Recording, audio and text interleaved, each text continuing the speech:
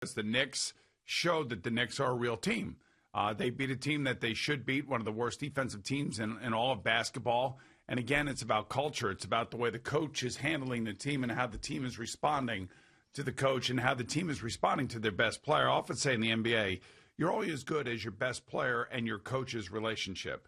If they have a good relationship and the best player is going to be willing to take the lead and do it the right way, like LeBron James has done for years, like Giannis has been doing up in Milwaukee, it's easy for the coach to actually say this is the way it's going to go, especially when you do have a modicum of success.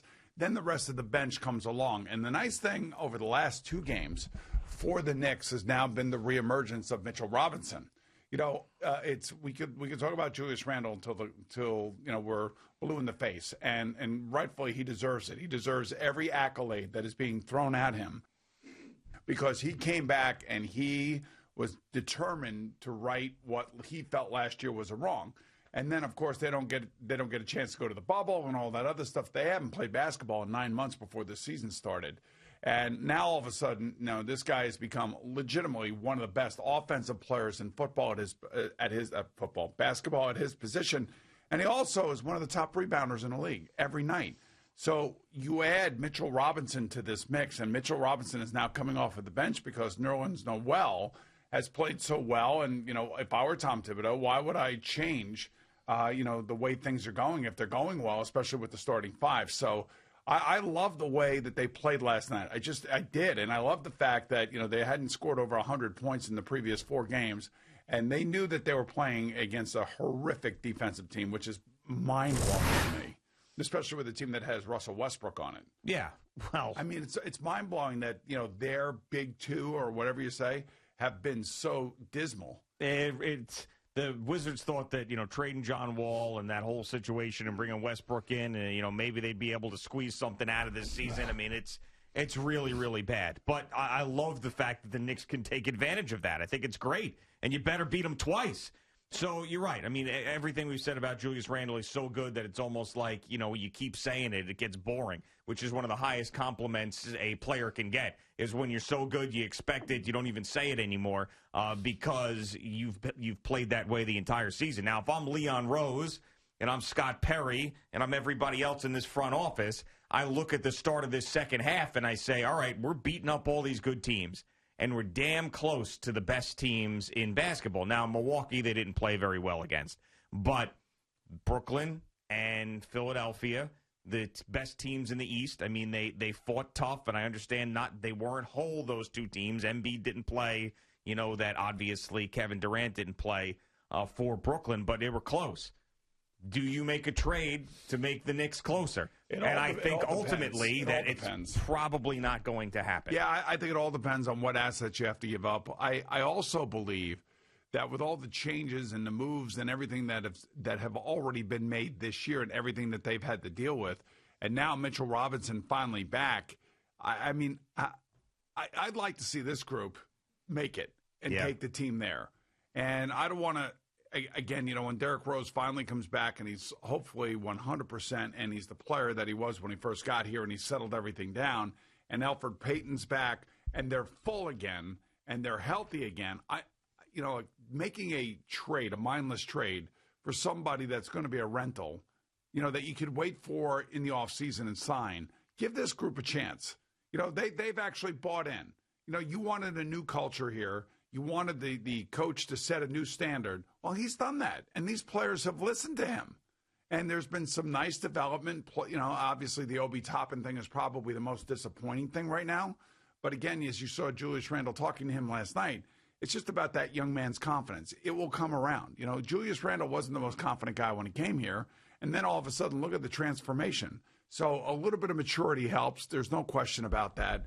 And I just think that there's no reason really to make a trade depending on who you're trading for, who's it going to cost time to, and do you really think that they need to have somebody else come in here and fit what is not going to be a championship team, but should be a playoff team? And if they can get the 4 or 5, they may just pull out one series playoff victory, which would really be a testament to the coach. Yeah, I mean, so if I'm the Brooklyn Nets, if I'm Milwaukee, if I'm Philadelphia, and I say, I want to be able to win my conference, get to the NBA Finals, and see what happens, then yeah, I'm making that deal right now. I'm trying to capitalize on him. And that's why you're hearing, maybe Kyle Lowry to the 76ers. You saw the Milwaukee Bucks pick up P.J. Tucker. I mean, you're hearing these things that go on. You see Blake Griffin obviously go to the Nets. They're trying to do everything they can to supplement that roster to make a championship run. And you're right, as happy as we are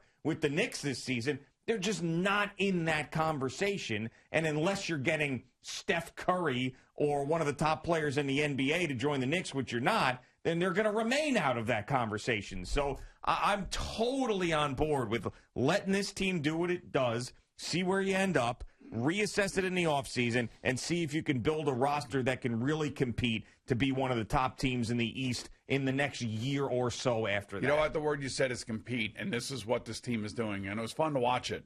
It's fun to watch, as you said, finally having a rocking chair game where you could sit back and relax, and Julius Randle just, 7 of 10 from three-point land. They were moving the ball, they were distributing the ball, and Mitchell Robinson comes in and owns the rim. I mean, it's amazing what he looks like. He was rusty at first when he came back the other night. Yeah, he was, but his legs. What I'm talking about is his legs. Yeah. Like his ability to jump, and you could see that he's got fresh legs running up and down the court. I don't know. I'm like, I want this group of guys to go. They made the trade for Derrick Rose. Mm-hmm. Okay, maybe they want to get rid of Austin Rivers. I'm not, whatever. But all that stuff seems like small potatoes to me. It is. So what if you're not going to really go out there and get somebody like you were just pointing out? Then why? I mean, there's no reason to. Just let this group do it. I mean, they say what you want. They're 500, but they're listening to the coach. They have played defense. They have taken two of their best rivals or biggest rivals right to the end of the game, last possession stuff. And now when they're playing a bad team, they go out there and they show you just how good they are. Now, they got to follow that one up with another one. And you know that the Wizards are going to come back. They were probably embarrassed last night. And it's the whole mental thing in sports. Been embarrassed all year, that team. Yeah, I know, but it's just the whole mental thing in sports, especially when you're playing back-to-back games and you're going to see each other. It's the intensity, obviously, is a little bit different in those games. But what I see is finally something that a Knick fan can be proud of that we haven't had for 20 years. Basically, yes. I mean, it's, we've had a little bit of a success here or there, but this team is actually, it's a likable team. It's, you see some growth from young players. You see older players that are playing 10, 12, 14 minutes that are having an impact. And then you have Mitchell Robinson coming back. And last night, I think he had like 16 boards last night. Yeah, but you get to this point where you're one of these teams that's on the way up. And then you say, how does this roster become one that can compete for a championship? So I'll give you a couple examples. One, the Brooklyn Nets. The Brooklyn Nets were doing a lot of the things that the Knicks are doing now with a younger roster. I mean, with all the guys that we had talked about. Now, Joe Harris is still there, but, Karis LeVert and Jared Allen and Spencer Dinwiddie and Kenny Atkinson was getting the most out of the roster. They go to the playoffs. We talked about them glowingly. But they sold their soul to go and get superstars, and it may help them win a championship.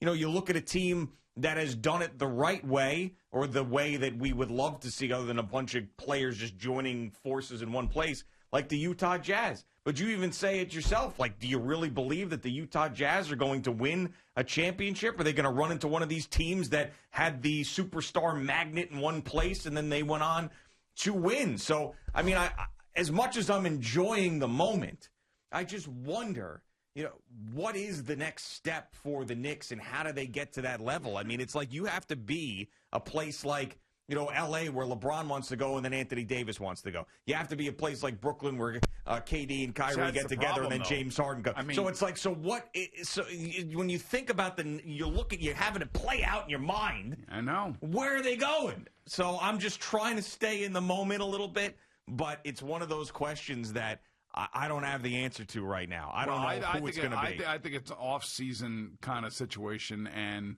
trying to decide whether or not, one of the Ball brothers happens to be who will be a restricted free agent with New Orleans. You wonder, okay, are the Pelicans going to match anything that that you may throw his way? I don't think he wants to go to the Knicks, Lonzo.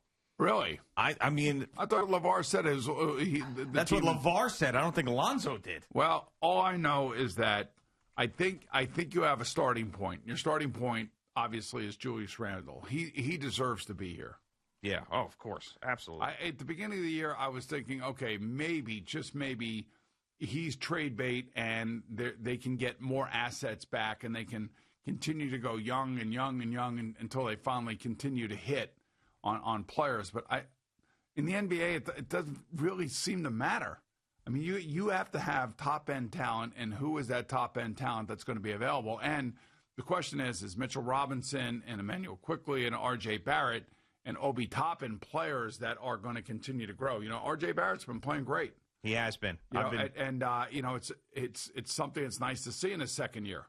It's nice to see that, he is finally taking the ball and shooting with confidence and playing with confidence. I don't know if there's a player out there that you could say, okay, we're going to go get that guy, pair him with Julius Randle, and say this is going to be our team for the next 5 years, and we're going to make a run at the championship.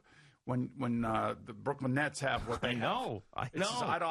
I don't know who those players are. Exactly. I know. I mean, and you look at the best players in basketball and you say, all right, the next big guy was Giannis. He signed an extension. He's not going anywhere else. He's staying in Milwaukee. Well, you'd have to say to yourself, is a guy like Karl Anthony Towns available?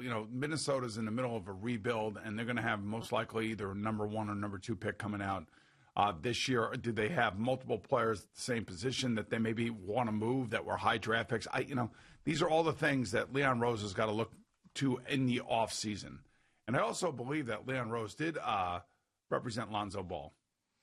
Okay, did he? I feel like that is part of the story. Well, yeah, LeVar was out there running his mouth and talking about Lonzo getting traded and talked about the Knicks, but apparently Lonzo's not all in on getting traded. So we'll see what happens there. I don't know if it's going to be up to him or not. The Brooklyn Nets, without Kyrie, without KD, James Harden again, out in Portland, they're playing a very good Blazers team with superstars. Obviously, Damian Lillard, they go out and win.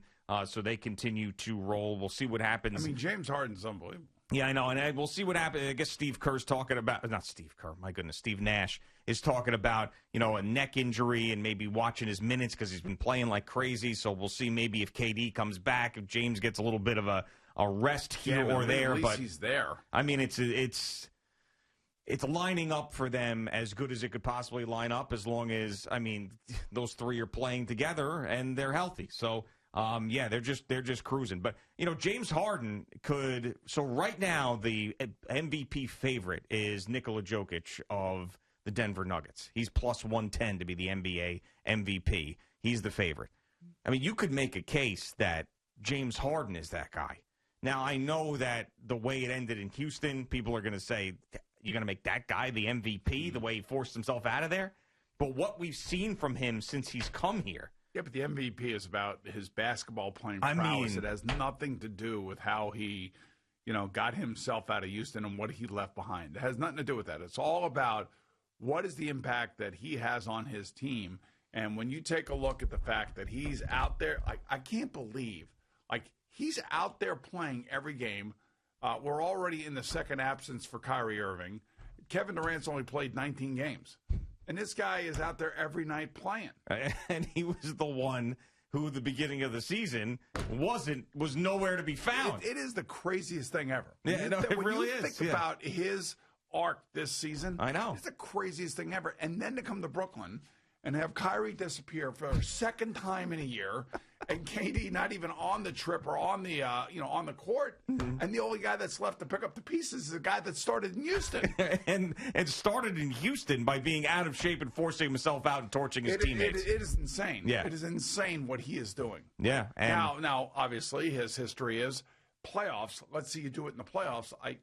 I don't know. I don't know what to tell you other than he has been nothing short of a miracle since he has gotten here. I mean, I know that we're seeing him more than we're seeing Nikola Jokic out in Denver, but, if you're talking about MVP, he continues these minutes, continues to carry this team, and they end up at the top of the Eastern Conference at the end of the regular season, I just don't know how he's not thought of as the most valuable player. He's done it all. He's a triple-double machine every single night. So they're an interesting group, and they're volatile. And with injury, with personality, with all these things we had talked about from the beginning, but it feels like it's going to be very difficult to stop them as it stands right now, even with Kyrie's birthday absence or whatever was going on, and KD, we haven't seen him in I don't know how long. I mean, it's like I was thinking about this yesterday. I'm like, it's insane what's going on. It is. I mean, like, if this were the Knicks, okay, and Kyrie was gone and KD's not playing, could you imagine the back pages of the papers? Oh, could you imagine the discussions? Now, assuming they were winning with James Harden, I think that would pacify most fans, but still. I mean, it's ridiculous what's going on. Yeah, and you're right. I mean, I think about it all the time. I think about what if the Knicks were the vehicle for this craziness, what would our lives be like? Thank you for watching. Please like, comment, and subscribe. And don't forget to hit the red bell so you're notified when we have new content.